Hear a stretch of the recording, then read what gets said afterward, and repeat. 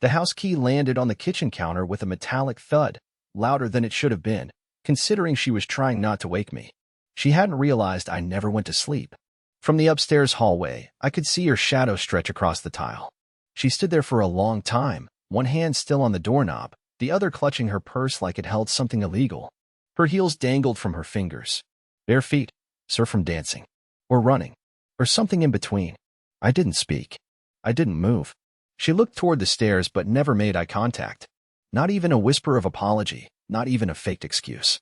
Just silence and the faint sound of her taking a deep breath through her nose, like she needed to pull herself together before lying to me. Then she turned, walked to the living room, and collapsed on the couch. Her phone buzzed once. She didn't pick it up. I did. Screen lit up with a name I didn't recognize. Just an initial and a heart. I stood there holding it until the light dimmed. That's how the night ended. The morning didn't come with birdsong or sunrise. It came with a knock. A soft one, too polite to match what was waiting outside. I opened the door expecting a delivery, maybe a neighbor. She was sitting on the porch steps. Shoeless again. Makeup half gone. Crying like she hadn't even gone to sleep, because maybe she hadn't. I didn't say anything. She did. It didn't mean anything, she whispered, not looking up. I just didn't know where else to go. And that's when the anger drained from my chest like someone popped a hole in me. Because I knew she wasn't talking about the party. She was talking about him. And whatever she did, whatever happened at that birthday, it was worse than I thought. But the worst part? She didn't look sorry. She looked scared. I didn't help her up. I didn't ask if she was cold or if she wanted coffee. I just stood in the doorway, one hand on the frame, watching the woman I thought I knew come apart on my porch like a stranger. She wiped her cheeks with the back of her hand and tried to laugh, a broken, breathy attempt that fell flat between us. This is stupid, she said. I still down. I don't know why I came back, but I knew exactly why. That birthday party wasn't just a party. It had weight. It had history. Her silence last night, the dress she hadn't worn in years, the way she sprayed perfume I hadn't smelled since our honeymoon, all of it pointed to something premeditated. Something planned. She didn't wander into regret. She walked into it, full speed, wearing heels and a smile. I told her she couldn't stay. Not because I was trying to punish her, but because I didn't trust what I'd do if she stepped over that threshold again. She looked up then, the first time since she knocked, and there was something desperate behind her eyes. Not the kind of desperation that says, please forgive me, but the kind that screams, I made a mistake, and now I'm cornered. I stepped back inside and closed the door. Not a slam. Not a dramatic moment. Just shut. Quiet. Final. I sat on the floor of the hallway and listened. For a full minute. Nothing. Then I heard her sob. Just once, sharp and sudden, like it caught her off guard. Then the sound of footsteps fading down the steps, across the driveway, until they vanished. I stayed on that floor for a long time. Long enough for the sun to come through the blinds and land in thick golden lines across my knees. Long enough for my phone to buzz with a message from her, which I didn't open. And long enough for something to crack quietly inside me. Not a break, not yet, but a shift. The kind you feel when something you believed in starts to feel foreign in your hands. I wish that had been the end. But later that afternoon, I got a call. Blocked number. I answered without thinking, expecting spam or a missed client. It was a man's voice. Deep. Calm. Unapologetic. I didn't know she was still with someone, he said. No greeting. No name. She didn't mention a husband. Just said she needed clarity. I didn't say a word. He waited for me to respond. When I didn't, he just exhaled. Well, he said, I figured you deserved to know. I told her not to go through with it if she wasn't ready. Click. That was it. I sat there staring at my phone, my pulse loud in my ears. That voice had confirmation wrapped around every syllable.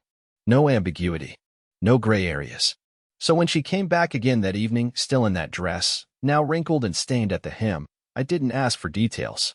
She tried to tell me anyway. He kissed me first, she said. I didn't mean for it to happen. It was just dancing. It was just emotions. Just that word. That disgusting little cushion people throw on sins to soften the blow. I asked her one question. Did you want to kiss him back? She looked down. And that silence told me everything. I told her I needed space. She tried to come inside. I said, don't make me regret letting you talk at all. And she left again. But not before saying something I'll never unhear. You never fight for me. That's why I thought you wouldn't care. And the terrifying part is she wasn't wrong. I didn't hear from her for 2 full days after that. No texts, no calls, nothing but absence, a thick, suffocating quiet that clung to every corner of the apartment. Her side of the bed stayed untouched. Her toothbrush was still in the holder, next to mine, like a cruel little museum exhibit. The red dress hung from the bathroom doorknob, draped there like a flag of surrender. I didn't touch it. I couldn't. Every time I looked at it, I imagined her dancing in it. Not with me. With him. I kept trying to tell myself this wasn't definitive. That maybe, somehow, it wasn't what it clearly was. But that man's voice haunted me, his calm, detached tone, like he was giving a weather report. The kind of voice you use when you know you're in the right and you've already won. I hated that more than anything. The ease in it. The peace. I spiraled. I started rereading our old texts, not because I wanted comfort, but because I was looking for signs. Miscues. Red flags I ignored. I found them. 2 little things. Comments she made. Photos she stopped liking. Late replies to messages I used to get instantly. Patterns. And I felt stupid. Like a man who walked into a magic show and only realized it was a trick after the magician took his wallet. On the 3rd night, around 11:30 p.m., I heard the knock again. Soft. Familiar. I almost didn't open the door. I stood there with my hand hovering over the knob, heart pounding in this sick rhythm, like it was trying to warn me. But I opened it anyway. There she was. Maisie. Hoodie pulled over her head, hair unwashed, eyes swollen like she hadn't stopped crying in 48 hours. No mascara this time. No red dress. Just rawness. She asked if she could come in. I didn't answer. I just stepped aside. She walked in like a ghost returning to its own grave. Quiet, hesitant, touching things lightly as if she wasn't sure they still belonged to her. We sat in silence for a long time. The kind of silence that presses against your ribcage, waiting for you to snap. I didn't ask her what she wanted. I didn't need to. I didn't sleep with him, she said, like that was supposed to matter. But I almost did. I stared at the carpet, at a tiny piece of thread unraveling from the edge, more interested in that than the person unraveling next to me. It wasn't like I planned anything, she continued. I just felt invisible for so long. And that night, I didn't. That's all it was. Just attention. Stupid, cheap attention. There it was again, just. I asked her what she expected from me now. She didn't answer right away. Just looked around the room, like she was trying to remember what it used to feel like to be loved here. I don't want to lose this, she finally whispered. I don't want to lose you. And I wanted to believe her. I wanted to lean into that aching, bleeding part of me that still saw the girl I married. But then she said something that froze me to the bone. I knew it would hurt you. That's why I told you I was going. That sentence. That one. She knew. She knew exactly what that party would do to me. She knew who would be there. She knew she was walking into fire. And she did it anyway, not out of confusion or accident, but because some part of her wanted me to feel it. Not just the betrayal. The powerlessness. That was the moment I stopped feeling broken and started feeling something far worse. Replaced. Not by him. By the version of me she wished I was. I wish I could say I kicked her out right then. That I reclaimed my dignity and told her to go drown her guilt somewhere else. But I didn't. Instead, I offered her a blanket and told her she could sleep on the couch. She nodded, didn't argue, didn't plead, just curled up like a child and turned her back to me. I stood there for a while, watching her shoulders rise and fall beneath the fabric, wondering how something that used to feel like home could now feel so unrecognizable. I went to the bedroom and closed the door, but sleep stayed far, far away. The next morning, I woke to the smell of toast burning. Maisie was in the kitchen, hair tied back, wearing the same hoodie from last night. She was staring at the toaster like it had betrayed her too. She looked up when she heard me, smiled like everything was fine, and said, I forgot how long our toaster takes. I didn't respond. She poured 2 cups of coffee. I didn't take mine. She sat across from me at the table, folded her hands neatly like we were about to negotiate a ceasefire. And then, as if it were rehearsed, she started listing reasons. Reasons why she'd done what she did. How I'd drifted emotionally. How I stopped seeing her. How she felt like she was carrying the marriage alone.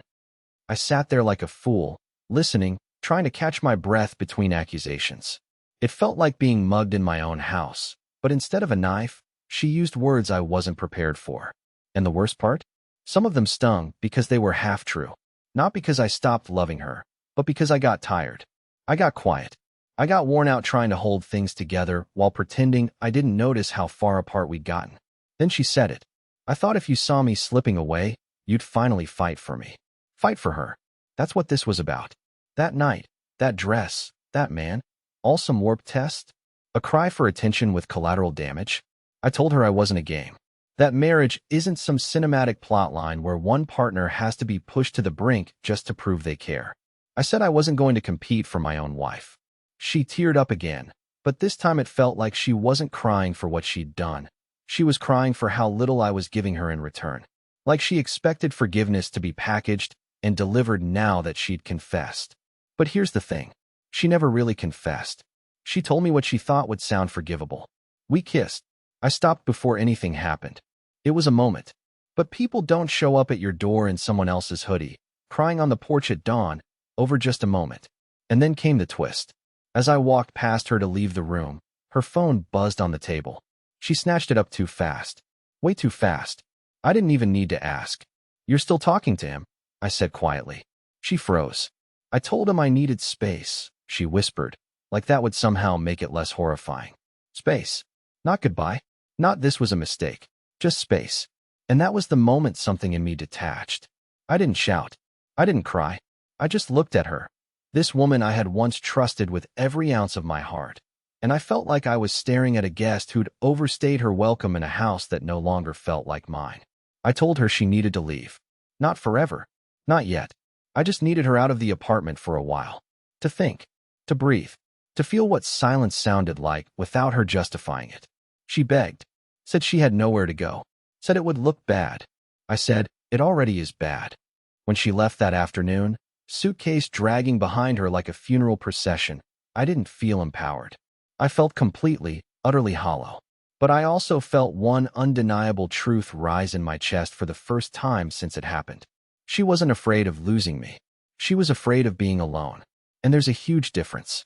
The apartment was silent after she left. Not peaceful, not calm, just silent in a way that made everything echo too loud. The clink of a spoon in a mug sounded like a bell tower. The tick of the thermostat felt like a metronome for a song no one wanted to hear. And I sat in it. I sat in that silence for hours, pretending I was fine, telling myself that space would somehow fix this. But it didn't feel like space.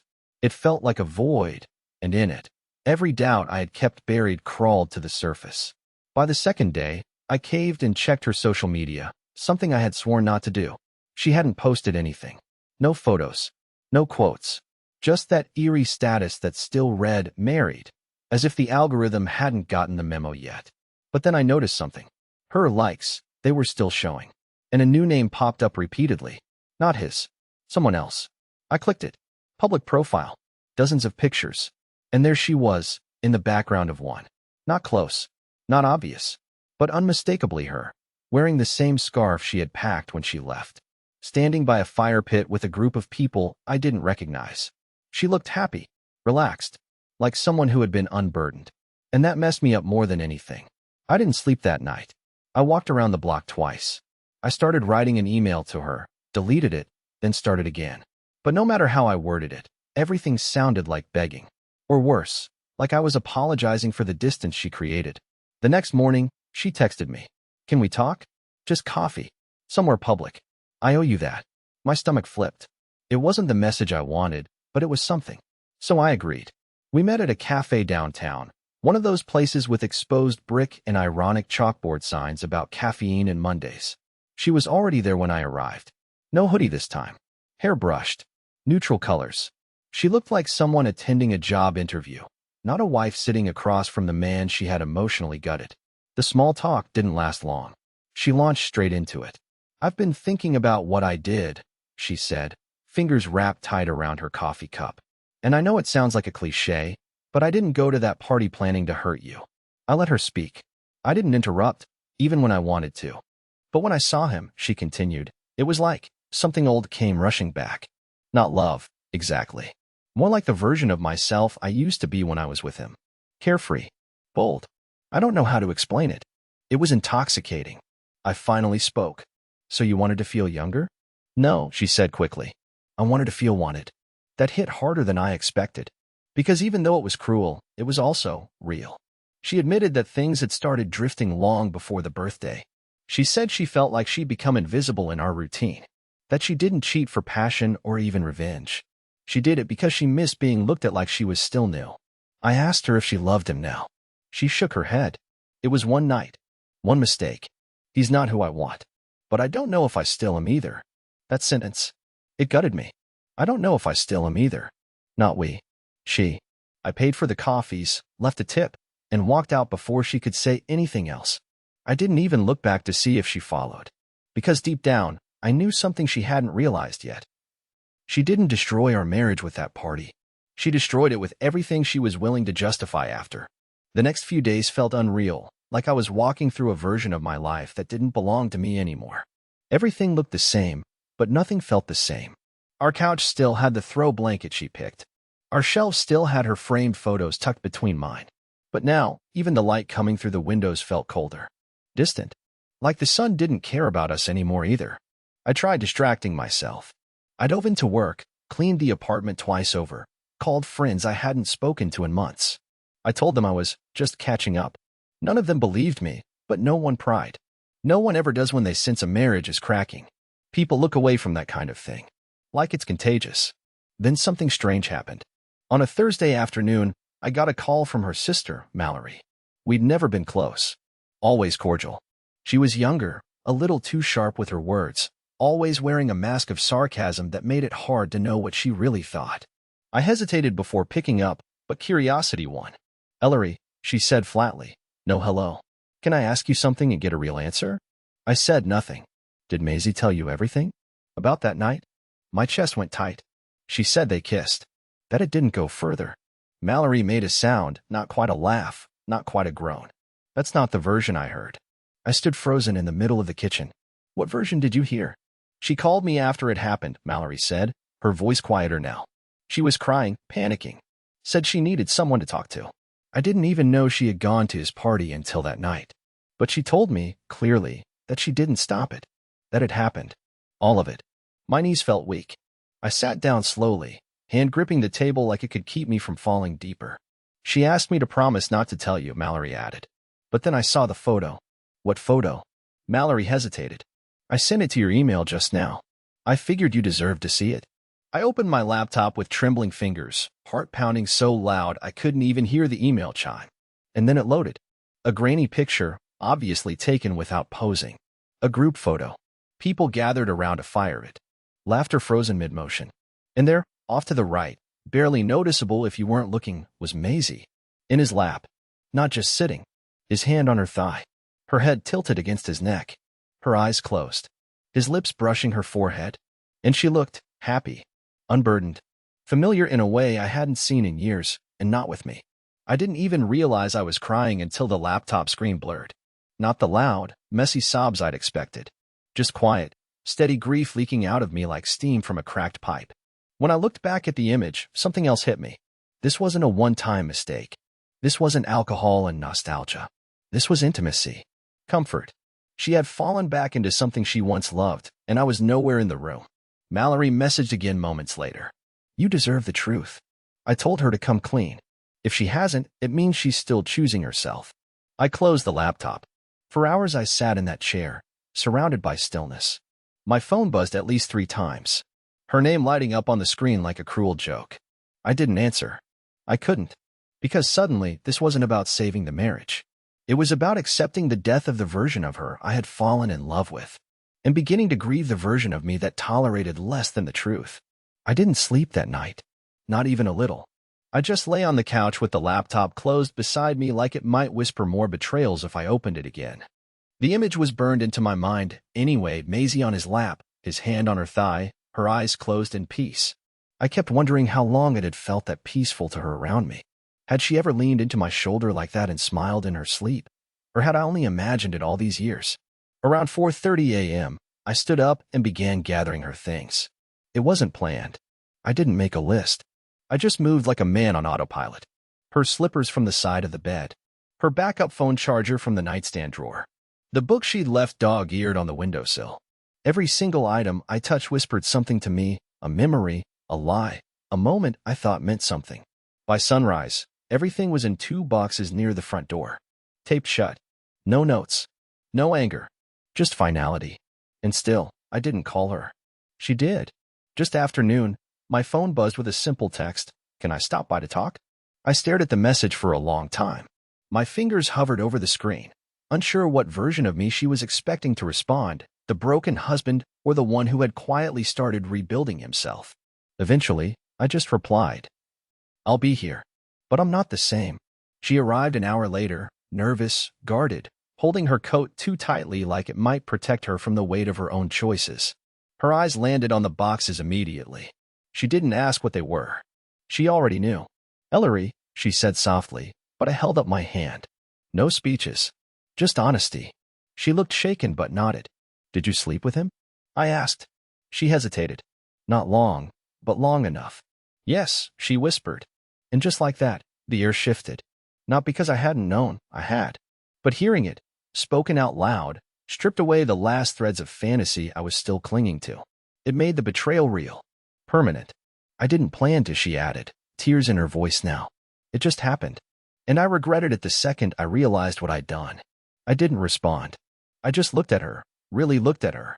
She was the same woman I married, standing in the same coat she wore on our first date. But everything inside her had changed. Or maybe everything inside me had finally stopped making excuses for what I didn't want to see. She stepped closer, but I backed away. Not with anger, with clarity. "I need you to understand something," I said quietly. "You didn't break us with that night. You broke us with every moment afterward that you chose to lie. Every second you tried to control the version of the truth I was allowed to live with. You didn't come clean because you respected me. You did it because you were cornered. You were more afraid of being left than you were ashamed of what you did." She was crying now, but I didn't move. I didn't reach for her. And it hurt. God, it hurt so badly not to. But there was something more important than soothing the person who shattered me. There was me. "You made me feel like I was crazy for doubting you," I continued. "You made me question my gut, my worth, my instincts. And then, when the lie got too heavy, you handed it to me like a burden I was supposed to carry with grace." Maisie sank to the floor beside the boxes. "What am I supposed to do now?" she asked, voice cracking. "Where do I go?" "I don't know," I said. "And for once, I'm not going to fix it for you." She reached for my hand. I didn't take it. Instead, I opened the door and stepped aside. She stood, looked at me one last time, and walked out slowly, dragging the boxes behind her. I didn't watch her leave. I just closed the door behind her and sat in the silence again.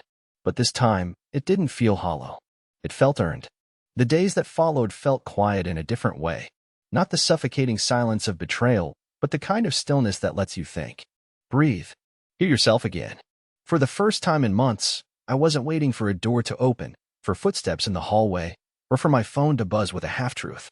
It was just me, the apartment, the morning light, and the hum of the kettle warming water for one.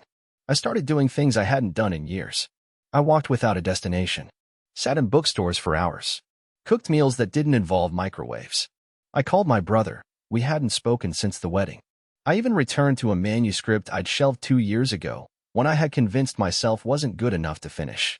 It felt like my life had been paused mid-sentence, and now the words were coming back. Maisie didn't call again.